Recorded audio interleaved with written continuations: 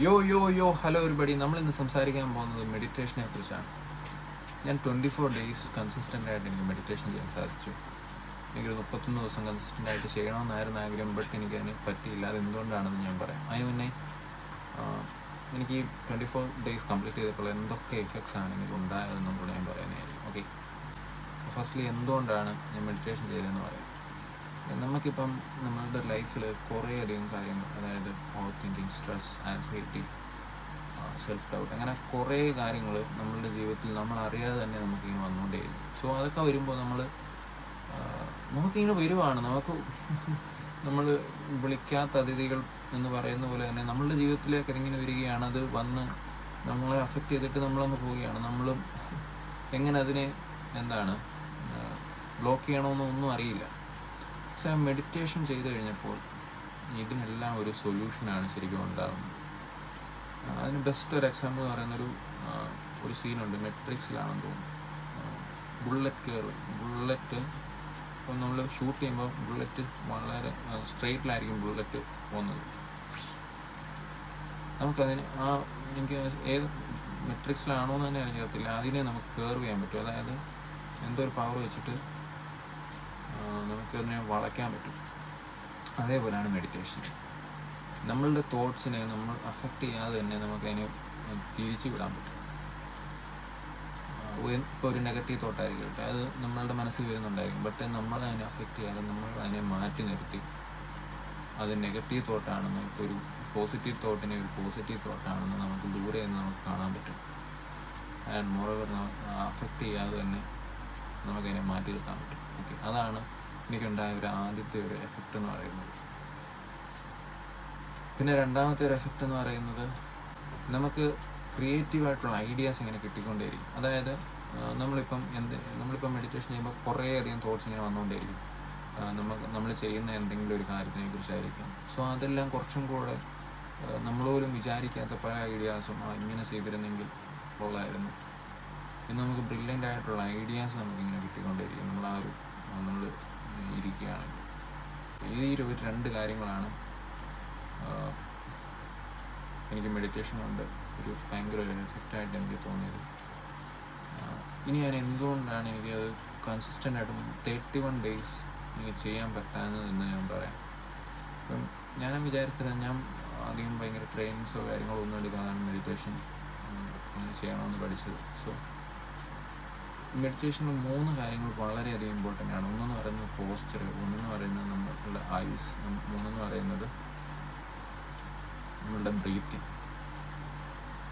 നമ്മളുടെ കണ്ണുകൾ അടഞ്ഞിരിക്കണം, അത് അല്ലെങ്കിൽ നമ്മൾ ഐ മാസ്ക് വെച്ച് എന്തെങ്കിലും മൂടണം. സോ ഭയങ്കരമായൊരു നമുക്കൊരു ഇത് തോന്നും കണ്ണ് തുറക്കാൻ. സോ അതുകൊണ്ട് എന്തെങ്കിലും ഐ മാസ്കോ കാര്യങ്ങളോ എല്ലാം ഇപ്പോൾ ഒരു ടൈമർ വെച്ചിട്ട് വേണം കൊണ്ടിരിക്കുക. സോ ഒരു 24 ദിവസം വരെ ഞാനിങ്ങനെ പോയിക്കൊണ്ടിരിക്കുകയായിരുന്നു. ഒരു 25ാമത്തെ ദിവസമായപ്പം എനിക്കൊരു തോട്ട് തോന്നി, ഇനി കുറച്ച് നേരം കിടന്ന് മെഡിറ്റേഷൻ ചെയ്യാമെന്ന്. എല്ലാ ദിവസവും നേരെ ഇരുന്നായിരുന്നു ചെയ്യുന്നത്. സോ ഇനി കുറച്ച് നേരം കിടന്ന് മെഡിറ്റേഷൻ ചെയ്യാം. എനിക്ക് തോന്നുന്നു അങ്ങനെ കിടന്ന് മെഡിറ്റേഷൻ ചെയ്ത് കഴിഞ്ഞാൽ ഉറങ്ങിപ്പോകും എന്നുള്ളതാണ് സത്യം. നമുക്ക് പിന്നെ ഒന്നും ഒരു ഓർമ്മ കാണത്തില്ല. നമ്മൾ എന്തിനാണ് വന്നതെന്നോ അല്ലെങ്കിൽ നമ്മൾ എന്തിനാണ് ഇവിടെ ഇരിക്കുന്നതെന്നോ അതെല്ലാം വിട്ട് നമ്മളങ്ങ് ഉറങ്ങിപ്പോകും, ഇതിലേക്ക് സ്റ്റേറ്റിലേക്ക് പോകും. സോ അതുകൊണ്ട് പോസ്ചർ എന്ന് പറയുന്നത് ശരിക്കും ഒരു ഡിസിപ്ലിനാണ്. അതായത്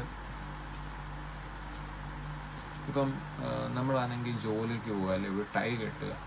സോ ആ ഒരു ടൈ കെട്ടുമ്പോൾ നമ്മൾക്ക് നമ്മളൊരു ഓഫീസറാണെന്ന് നമ്മൾ അറിയാതെ തന്നെ നമുക്ക് തോന്നിപ്പോകും, അല്ലേ?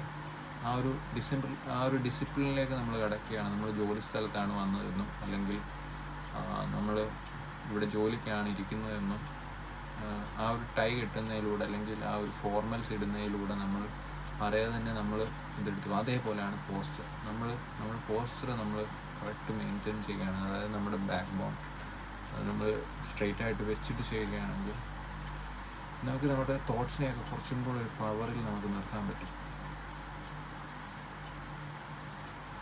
അതേസമയം നമ്മളത് വിട്ടിട്ട് എവിടെയെങ്കിലും കിടക്കുകയാണെങ്കിൽ നമ്മൾ കിടന്നങ്ങ് ഉറങ്ങിപ്പോകും. ഓക്കെ, പിന്നെ രണ്ടാമത്തെയാണ് ബ്രീത്തിങ് എന്ന് പറയുന്നത്. ഈ ബ്രീത്തിങ് എന്ന് പറയുന്നത്, നമ്മൾ ഈ മെഡിറ്റേഷൻ ചെയ്യുമ്പോഴേ നമുക്ക് ഇഷ്ടം പോലെ തോട്ട്സ് നമുക്കിങ്ങനെ വന്നുകൊണ്ടേയിരിക്കും. അതൊരു ഒരു സീനുണ്ട്, എനിക്കൊന്ന് ബാഹുബലിയിലാണെന്ന് തോന്നുന്നു. ഇങ്ങനെ കട്ടൊക്കെ ഇങ്ങനെ ആകാശത്തിലേക്ക് നോക്കുമ്പോൾ ഒരു 1,00,000 ആരോസ് ഇങ്ങനെ വരുന്നത്. സോ അതേപോലെയാണ് നമുക്കൊരു 1000 തോട്ട്സ് ഇങ്ങനെ ഒരേ സമയം നമ്മളുടെ മുന്നിലേക്ക് ഒരു തലയിലേക്ക് ഇങ്ങനെ വന്നുകൊണ്ടിരിക്കും. സോ അതിനെ നമുക്ക് ശാന്തമായിട്ട് വരുന്നതിനെ നമുക്ക് തട്ടിക്കളയാൻ പറ്റും. അതിന് ബ്രീത്തിങ് നമുക്ക് നന്നായിട്ട് സ്ക്വയർ ബ്രീത്തിങ്, അങ്ങനെ കുറേ ബ്രീത്തിങ്ങുകളുണ്ട്, സ്ലോ ബ്രീത്തിങ് അങ്ങനെ. സോ അത് ചെയ്യുകയാണെങ്കിൽ കുറച്ചും കൂടെ നമുക്ക് ആ ഒരു സംഭവങ്ങൾ മനസ്സിലെടുക്കാൻ പറ്റും എന്നുള്ളതാണ്. കണ്ണടയ്ക്കുക, നമ്മൾ കണ്ണടച്ച് തന്നെ ഇരിക്കണം. കണ്ണടയ്ക്കുമ്പോൾ നമ്മൾ വേറൊരു ഡയമെൻഷനിലേക്ക് നമ്മൾ കിടക്കുകയാണ്.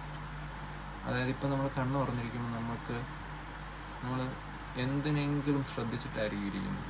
ഇപ്പം നമ്മുടെ മുന്നിലുള്ള ഒബ്ജക്റ്റിനെ ശ്രദ്ധിച്ചിട്ടായിരിക്കും, അല്ലെങ്കിൽ നമ്മുടെ ഏതെങ്കിലും ഒരു തോട്ടിലായിരിക്കും. ഇതെല്ലാം കൂടാണ് ഈ കണ്ണ് തുറന്നിരിക്കുന്നത്. ചിലപ്പോൾ നമ്മൾ തോട്ടിലായിരിക്കും, ചിലപ്പോൾ കുറേ കാര്യങ്ങൾ, ചിലപ്പോൾ തോട്ട് പ്ലസ് ഒബ്ജക്റ്റ് എന്നുള്ളൊരു ശ്രദ്ധ നമുക്ക് വരാം. അന്നേരം നമ്മൾ കണ്ണടയ്ക്കുകയാണെങ്കിൽ നമുക്ക് ആ ഒരു തോട്ടിൽ മാത്രമായിട്ട് നമുക്ക് ശ്രദ്ധിക്കാൻ പറ്റും. സോ കണ്ണടച്ച് തന്നെ ചെയ്യുക. സോ ഇതാണ് എനിക്ക് മെഡിറ്റേഷൻ കൊണ്ട് എനിക്ക് തോന്നിയത്. സോ നല്ലൊരു സംഭവമായിരുന്നു, ഇനിയും ചെയ്യണമെന്നുണ്ട്.